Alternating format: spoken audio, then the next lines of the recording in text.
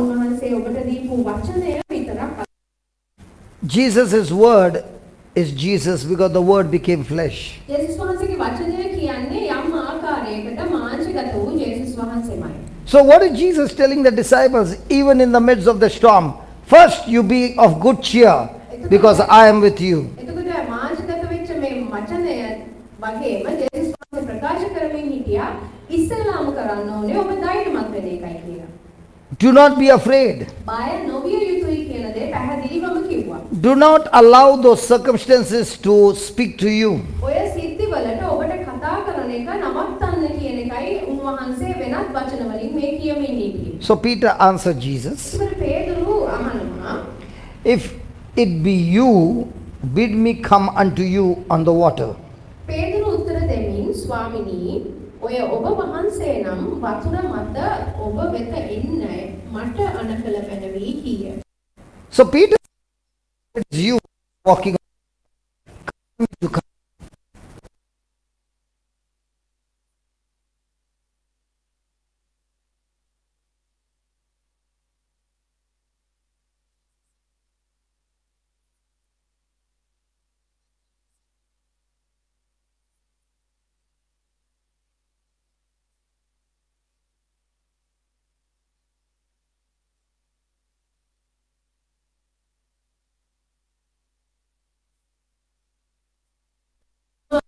හැමදාම මතුරු I cast the net went in.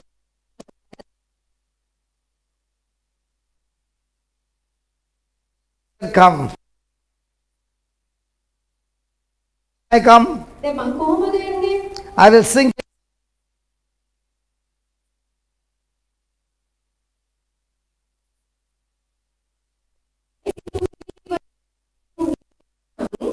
The storm, my boat already swinging this side, that side. එතකොට පේතුරුට ධෛර්යවත් වෙලා හිසක කමකට එන්න පුළුවන්ද මූද මත ඇවිදින්න?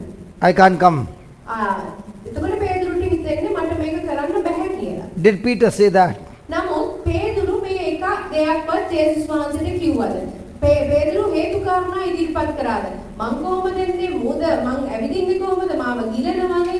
මේ හැමදාම මං දැකපු දේ වෙනස් කරන්න කියලා ඔබ අන කරන්නේ කොහොමද කියන එක මේ කිසි දෙයක් පේතුරු යේසුස් වහන්සේගෙන් විමසමින් හිටියද?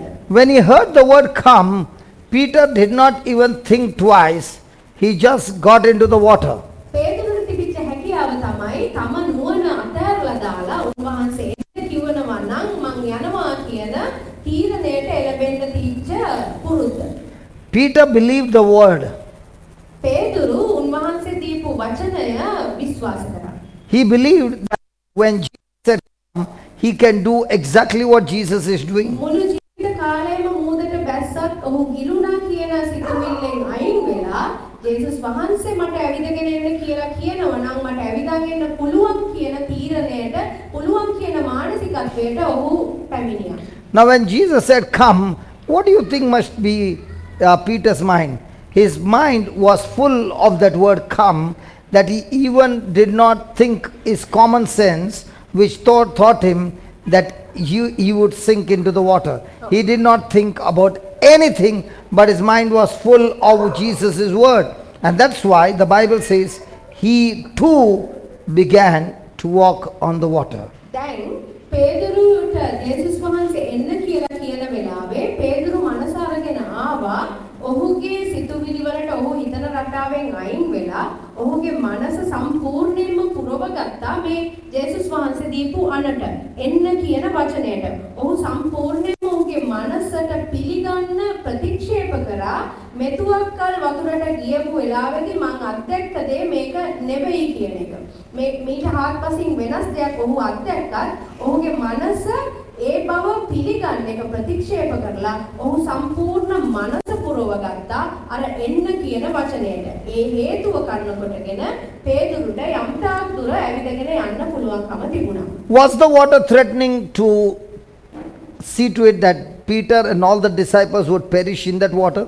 දැන් මේ වතුරට පුළුවන්කම තිබුණා නේද පාවලුට පේතුරුට තර්ජනය කරන්න මට හැකියාව තියෙනවා ඔබව ගිල්ලවන්න කියන.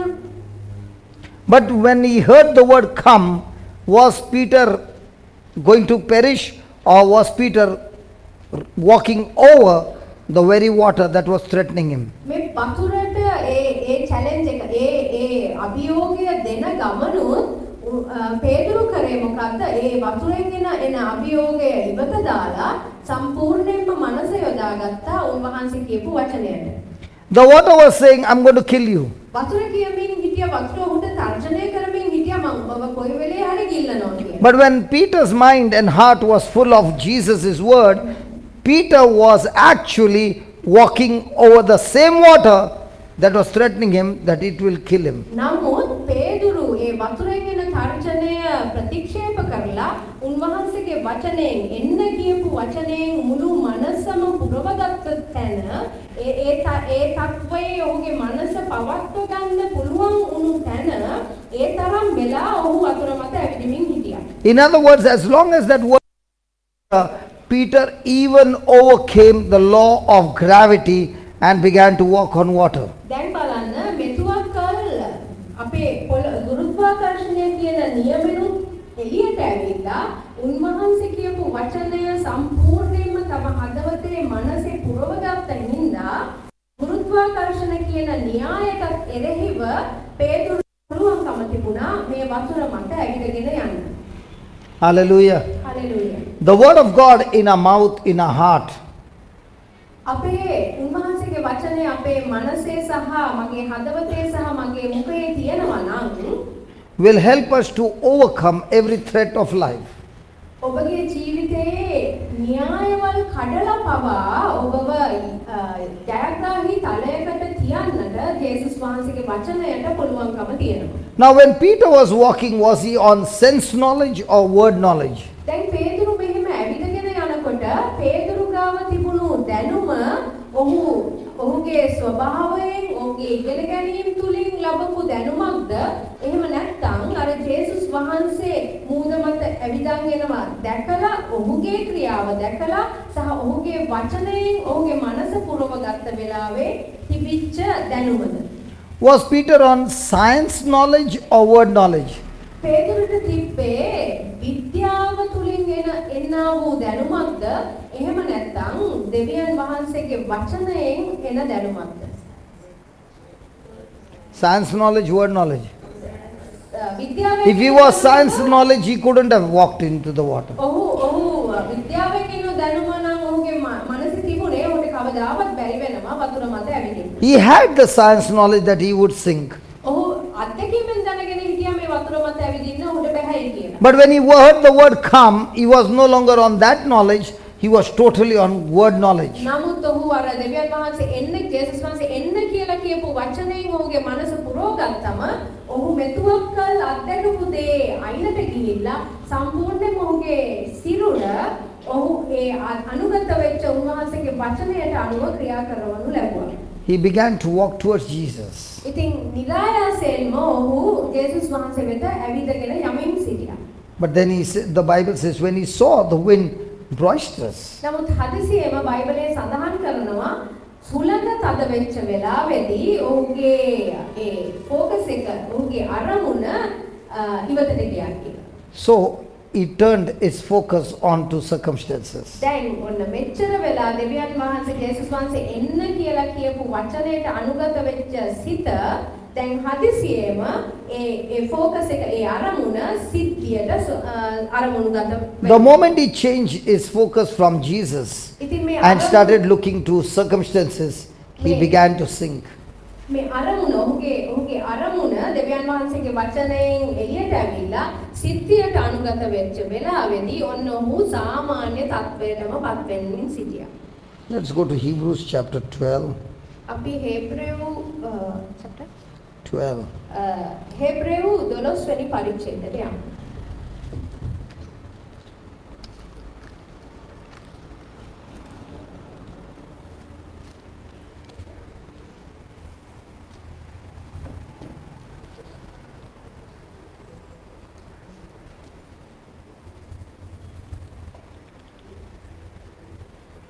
Looking unto Jesus.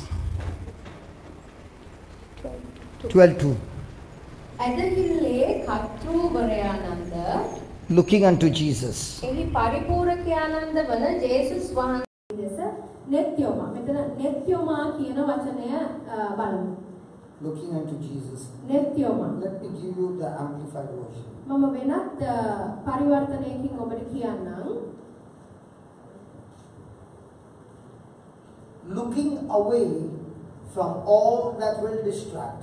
එතන සඳහන් කරනවා මීට වඩා තවත් අර්ථවත්ව ඒක කියන්නේ ජේසුස් වහන්සේ වෙතට නිත්‍යමා කියනවට අමතරව කියනවා ඔබ අත්දකින හැම තත්වයක්ම පසෙකලා. Hallelujah. So looking to Jesus means looking away from distractions. ඉතින් දෙවියන් වහන්සේ වෙත නිත්‍යමා කියනවා එක සමාන වෙනවා ඔබ අත්දකින දෙයින් ඔබේ ඇස් ඉවතට ගැනීම. So do we get distracted? ඉතින් අපි දෙවියන් වහන්සේ වෙතට අපේ අරමුණ තියාගන්න එක මඟ අරිනව නේද? When somebody walks past, දැන් කවුරු හරි මෙතනින් ඇවිදලා ආවා කියලා හිතන්නකෝ. I see so many of you. දැන් මම දැක්කා ඒ කෙනා ඇවිදලා එනකොට ඔබේ අරමුණ ටක් ගාලා ඉවතට ගියා. What's the meaning? ඒ කියන්නේ මොකද්ද? What is happening there is distracting you. මේ ස්ථානයේ පිට සිදුවෙමින් තියෙන දේ ඔබගේ අවධානය ගන්නට සමත් වෙලා තියෙනවා. So is it possible that in our life those things that are happening ඉතින් මේ දෙවියන් වහන්සේගේ වචනේ ඉගෙන ගන්න වෙලාවෙදී ඔබගේ අවධානය ඉවතට ගන්න සමත් වූ දෙයක් මේ බාහිර පරිසරයේ සිද්ධ වෙනවා නම් දෙවියන් වහන්සේගේ වචනය මෙනෙහි නොකරන අවස්ථාවේදී ඔබේ අවධානය ඉවතට ගන්න පුළුවන් දේවල් බවට පරිසරයේ තියෙනවා නේද? Hallelujah. Hallelujah. Hallelujah. Hallelujah. Thank you, Jesus. Hallelujah. So, looking away from all that is distracting us, ඉතින් අපිට හෙබ්‍රෙව් 12:2 පරිච්ඡේදයේ කියන්නේ අපි අත්දකින දේවල් වලින් අවධානය සම්පූර්ණයෙන්ම අයින් කරගන්න. let us look to Jesus means let us look to the word of God and get our eyes fixed on the word of God. ජේසුස් වහන්සේ වෙත නෙත්තුමයා කියලා කියන්නේ ජේසුස් වහන්සේගේ වචනය කෙරේ ඔබේ අවධානය සම්පූර්ණයෙන්ම යොදවන එකට. Because Jesus is the leader and source of our faith. ජේසුස් වහන්සේ තමයි අපේ ඇදහිල්ලේ කර්තෘවරයාණන්. Why is the leader, why is the author of our faith? ඇයි ඔහු කර්තෘවරයාණන් සහ පරිපූර්ණකයාණන් කියලා කියන්නේ? Because when the gospel was preached to us and we did not know Jesus, Jesus was the one who gave us the first measure of faith. අපි ජේසුස් වහන්සේව නොදැන ඉන්න කාලේ සුභාරංචිය අදහා ගන්න අපි ළඟ නොතිබුණු ඇදහිල්ල අපිට දුන්නේ ජේසුස් වහන්සේ ත්‍යාගයක් විදියට. Jesus is the one who gave us his spirit to understand spiritual things. අපි නොඑක් අනිත් දේවල් විශ්වාස කරමින් ඉන්න වෙලාවක හදිසියෙම උන්වහන්සේ අපිට කරපු දේ පිළිගන්නට උන්වහන්සේම තමයි අපිට ඒ පොඩි ඇදහිල්ල දුන්නේ. Just as Jesus was with the disciples and Peter, the same Jesus is today with us through his word. There is no difference. එතකොට ජේසුස් වහන්සේගේ ගෝලයන් එක්ක හිටපු ජේසුස් වහන්සේමයි අද අපිත් එක්ක මේ වචනේ ඇතුලේ ඉන්නේ. So Jesus, who is the beginning of our faith, who gives us his promise, now when we keep looking at his word and not allow any distraction to come into us, this Jesus who has given you the promise, he also is the finisher of your faith. That means he is saying, I take responsibility to bring forth that manifestation in your life. ඉතින් අපි අපේ කරදර පීඩාවල අපේ ගැලවීම ලබන්නට කලින් අපි හිටපු සත්ව වලින් වෙන උන්වහන්සේගේ ගැලවීම අපට අලුත් උපතක් දීපු උන්වහන්සේ අපිට ඒ අලුත් උපත ලබන්නට උන්වහන්සේව විශ්වාස කරන අදහ ගන්න උන්වහන්සේ කරපු දේ දැනගන්නට ඒ දීපු පුංචි ඇදහිල්ල තෑග්ගක් විදියට ඒ දීපු පුංචි ඇදහිල්ල ජේසුස් වහන්සේ තමයි ඒක දැන් පරිපූර්ණ කරන්න යන්නේ කර්තෘවරයාණන් ඒ පරිපූර්ණ කරන වගකීම තියෙන්නේ උන්වහන්සේ ගාව. ඉතින් ඒකට අපි කරන්න ඕනේ අපේ සිත්ති අවස්ථාවලින් ඇස් අයින් කරලා උන්වහන්සේ මාංශගත වූ මේ වචනය දෙස මුළු මුනින්ම අවධානය යොමු කරන එක. ඔබට තියෙන අවධානය යොමු කරන්න ඔබට තියෙන ඒ කරේ අනුගත වෙන්න ජේසුස් වහන්සේ තමයි වගකීම යුත්තේ ඔබේ ඇදහිල්ල පරිපූර්ණ තත්වයකට අරන් එන්න. To bring those things to manifestation, the Lord says, you need to mature. එතකොට දෙවියන් ජේසුස් වහන්සේගේ වචනය අපිට කියනවා ඔබ අත්දකින්න දේ වෙනස් කරලා ඔබට උන්වහන්සේ තුල තියෙන හැම දෙයක්ම අත්දකින්න තත්වයකට ගේන්න නම් ඔබ ළඟ තියෙන ඔය ඇදහිල්ල ඔබ වර්ධනය කරගන්න යුතු බව. What is that maturity? මොකක්ද ඒ වර්ධනය වීම කියලා කියන්නේ? When you plant a plant, does it give fruit the next day? අපි හිතමු බීජයක් පැල කරපු සැනින් ඒ බීජයට පුළුවන් ද ඵල අරන් එන්න. Does it give fruit the next year? ඒ ඊට පස්සේ අවුරුද්දෙම ඵල අරන් එනවද? It depends on maturity. එතකොට ඒ ගහ වර්ධනය වෙන්නේ ගහෙන් ඵල එන්නේ ඒ ගහ වර්ධනය වීමට අදාළයි. Only when the tree is matured, it produces the fruit. ඒ ගහ වර්ධනයක් වුණොත් විතරයි ඒ ගහට ඵලයක් එළියට දෙන්න පුළුවන් වෙන්නේ. In the same way, our faith needs to mature. එහෙනම් ඒ ආකාරයටම අපේ ඇදහිල්ල වර්ධනය විය යුතු තැනකයි තියෙන්නේ. And the test for maturity is patience, endurance, perseverance. එතකොට මේ ඇදහිල්ල වර්ධනය කරගන්නට තියෙන වටපිටාව වෙන්නේ ඉවසීම, දරා ගැනීම සහ patience, endurance and Perseverance. තමන් තුල තියෙන කැපවීම. Hallelujah. Hallelujah. But do we find patience in our life? නමුත් අපේ ජීවිතේ අපි ඉවසීම කොතනද තියාගෙන ඉන්නේ? Endurance in our life? අපේ ජීවිතේ දරා ගන්නවද අපි? When the pressure comes, අපිට පීඩාව එනකොට මේ පීඩනය අපි දැනෙනකොට we so quickly give away. අපි ඉක්මනින්ම ඉවසීම නැති කර ගන්නවා දරා We ගැනීම so නැති quickly කර get ගන්නවා. distracted. අපි බොහොම ඉක්මනින් අපේ අරමුණ ඉවතට අර ගන්නවා. Hallelujah. Hallelujah. Now Jesus is saying, how did he go through endurance, patience, perseverance till he finished the mission? එතකොට ජේසුස් වහන්සේ අපිට උගන්වමින් ඉන්නවා ඔහු කොහොමද ඉවසුවේ, ඔහු කොහොමද දරාගත්තේ, ඔහු කොහොමද උන්වහන්සේගේ පියාණන් වහන්සේ කැඳ වූ කාර්ය අවසානය දක්වා ඉෂ්ට කරේ කියලා. Hallelujah. Hallelujah. The Bible says, he, for the joy that was set before him, endured the cross. එතකොට බයිබලයේ සඳහන් කරනවා උන්වහන්සේ ඉස්සරහට ඉච්ච කුරුසය උන්වහන්සේ ප්‍රීතියෙන් යුතුව වැළඳගත්තා කියලා. How can Jesus be joyful when he's going to carry the cross? ඉතින් ජේසුස් වහන්සේ දැනගෙන හිටියනම් ඔහු ඉතාමත් දුක්ඛිත කුරුසයක් කරගහන්න යන්නේ කියලා කොහෙන්ද ජේසුස් වහන්සේට ප්‍රීතිය කියන සාධකය? How can a person be joyful in the worst of the worst storms of his life? ඉතින් මම අහනවා කොහොමද කෙනෙක් ප්‍රීතිය තියාගන්නේ ඔබේ ජීවිතේ ඔබව පෙළෙන අවස්ථාවක ඉන්නවනම්? How can a person get victory when all these things come against you? කොහොමද ඔබට ඒ එන බාධාවල් තුල ප්‍රඥාණය ගන්නෙ?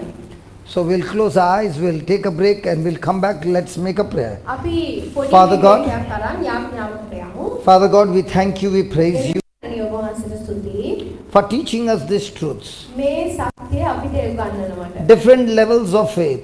අපේ ඇදහිල්ලේ අවස්ථාවල් ගැන.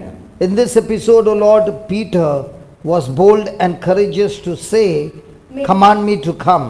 මේ අවස්ථාවේදී අපි දකිනවා ස්වාමිනී පේදුරු එඩිතරව කියනවා ජේසුස් වහන්සේට ස්වාමිනී ඔබ වහන්සේ නම් මට එන්න කියලා අණ කරන්න කියලා. He did not give you any option but he said, if it is you, command me to come. ජේසුස් වහන්සේට ඔහු කියා සිටියේ ඔබ වහන්සේ නම් මට අණ කරන්න කියලා මිසක් ඔහු උන්වහන්සේට කිසිම විදියක සාධක පෙන්නුවේ නැහැ. And when you said the word come, Peter jumped into the water and began to walk. ඔබ වහන්සේගේ පුත්‍රයා උන්ට එන්නයි කියන සැනින් ඒට අදාළව පේදුරු ප්‍රතිචාර දැක්වුවා. So also in our life, O Lord, there have been times when we received the promise and we began to walk on that promise, believing, and there was so much of joy. ස්වාමීනි අපිටත් මේ වගේ ඔබ වහන්සේ තුන පොරොන්දු ලබාගෙන අපි ප්‍රීතියෙන් යමින් ඉන්න අවස්ථාවල But when the circumstances changed and came against us, persecution came and all kinds of opposition came, we were so quick to get drifted away. හදිසියෙම පැමිණි ඒ බාධාවල් පීඩාවල් ප්‍රීතිය නැතිවීම අනිකුත් සියලුම සිදුවීම් කරනකොටගෙන මං ඉක්මනින්ම ප්‍රීතිය නැති කරගන්නවා. Like Peter, we changed our focus, our eyes that were fixed on you, to the distractions of this world. පේදුරු වගේමයි ස්වාමීනි අපිත් බොහෝ ඉක්මනින් අපේ අරමුණ වෙනස් කරගන්නවා. And the moment we began to do that, we began to sink. ඒ අරමුණ වෙනස් කරගත්ත සැනින් ස්වාමීනි අපි අපේ ප්‍රශ්න තුල නැති වෙමින් යනවා. Lord, there are many of us who are sinking over here in one area or the other. මෙතන මේ ස්ථානයේ ස්වාමීනි අපි යම් ආකාරයකින් නැත්නම් මොන යම් ආකාරයක හරි දේවල් තුල අපි අපේ ප්‍රශ්නවල හිර වෙමින්. Your word is the same yesterday, today and නමුත් forever. ඔබ වහන්සේගේ වචනය අදත් හෙටත් මතුවටත් එක වගේමයි. And your word to each one is come. ඔබ වහන්සේගේ අපිට කියන වචනය එන්න. The word come means to stand on the very thing that is threatening me. ඒක හරියට පේදුරුට පේදුරු ගිලෙමින් හිටපු වතුරේ නැගිටින්න කියලා කියනවා වගේ. Thank you, Almighty God, for this authority and power that you have given to us. අපිට විනාශ කරන්නේ වචන එන පීඩාව තුල අපිට නැගිටින්න කියලා ඔබ වහන්සේ මේ දෙන අනගෙන ඔබ වහන්සේ. We ask you to forgive us for the times when we doubted your word. ස්වාමීනි සමා වෙන්න ස්වාමීනි ඔබ වහන්සේගේ වචනය සැක කර හැම අවස්ථාවක් ගැන. But today we submit to you and we resist the devil and he will flee from us. නමුත් ස්වාමීනි අද දවසේ ඔබ වහන්සේගේ වචනයට අපි අනුගත වෙනවා. ඔබ වහන්සේගේ වචනය අදහනවා. ඒ කරුණ කොටගෙන ස්වාමීනි සාතන් අපිට. Thank you, Lord, for teaching us to focus on you and the example of priest dog. When he gets the bone, it does not allow anyone to touch that bone. ස්වාමීනි අපි ඉගෙන ගත්ත ඒ මස්කටුව සම්බන්ධයෙන් බල්ල සම්බන්ධයෙන් කරපු උදාහරණේ ඒ බල්ල මාතරියේ නෑ කියන දේ තුල අපි උගෙන් ඉගෙන ගත්ත හා සමානවම ස්වාමීනි. Your word is like the bone. ඔබ වහන්සේගේ වචනයත් ඒ ආකාරයෙන්මයි අපේ ජීවිත රසවත්. But it is our responsibility to hold that bone close to our mouth, like the dog who does not want to part the bone. නමුත් ස්වාමීනි අවස්ථා සිද්ධි වෙනස් වෙනකොට ඔබ වහන්සේගේ අපේ ජීවිතේ රසවත් කරන්න පුළුවන් වචනය අපි බිම නොතියන පිණිස අපිව ශක්තිමත් කරගන්න. Anything that comes to challenge us of our faith, Lord, let us be like the dog who shows his teeth and threatens all those things, people who come to take his bone. එවන් අවස්ථාවල් එනකොට ස්වාමීනි ඔබ වහන්සේ අපේ මනසට මේ බල්ල සහ මස්කට සම්බන්ධයෙන් කරපු ඒ උදාහරණය නැවත නැවත අපිට සිහිපත් කරවන්නට අපි ඔබ වහන්සේගෙන්. Let the word of faith come out of our mouth every time, every situation, every moment of our life. ස්වාමීනි අපේ ජීවිතේ ප්‍රශ්නවලදී අපේ ප්‍රශ්නය සම්බන්ධයෙන් අදහස් නොව ස්වාමීනි ඔබ වහන්සේගේ වචනය සම්බන්ධ දේ අපේ මුඛයෙන් පිටවන පිණිස. We thank you, O Lord, that you are teaching us that we are responsible to hold on to the promise of God. ස්තුතියි ස්වාමීනි මගේ ජීවිතේ දේවල් ලබා ගන්න බැරි වුණේ මගේ මම නිසයි කියන කාරණාව අද මට. Thank you, Lord, that by practice and endurance and facing every kind of persecution, O Lord, you are training us, you are preparing us for something big. ස්වාමීනි ඇදහිල්ල වැඩි කර ගැනීමට සම්බන්ධයෙන් තියෙන ඉවසීම දරා ගැනීම ඒවා ඉගෙන ගන්න මගේ ජීවිතේ මට අනන්තවත් අවස්ථාවල් ඔබ වහන්සේ දීලා තියෙන බවත් ඒ අවස්ථාවන් අඳුන ගන්නත් ඒ අවස්ථාවන් එන්නේ මාව විනාශ කරන්න නෙවෙයි මගේ ඇදහිල්ල තුල මගේ ඉවසීම දරා ගැනීම වැඩි කරලා මාව ඇදහිල්ලෙන් ගොඩ නගන්නයි කියන දේ අවබෝධ කරගන්නට මට උදව් කරා. Thank you, Lord, for teaching us these truths. ස්වාමීනි ඔබ වහන්සේට ස්තුති කරනවා ස්වාමීනි මේ සත්‍යයන් මගේ මනසට that we can cooperate, අවබෝධ කර දුන්නට. that we can cooperate with you and see amazing signs and දැන් wonders. අපිට ඔබ වහන්සේත් එක්ක එකට එකතු වෙලා මේ දේ විසඳ ගන්න අපි දන්නවා. We thank you, we praise you, Almighty ඔබ God, වහන්සේට අනේක වාරයක් ස්තුති කරනවා. in the glorious name of Jesus. ඔබ වහන්සේගේ ජේසුස් පුත්‍ර වූ නාමයෙන්. In Jesus' name. ආමේන්.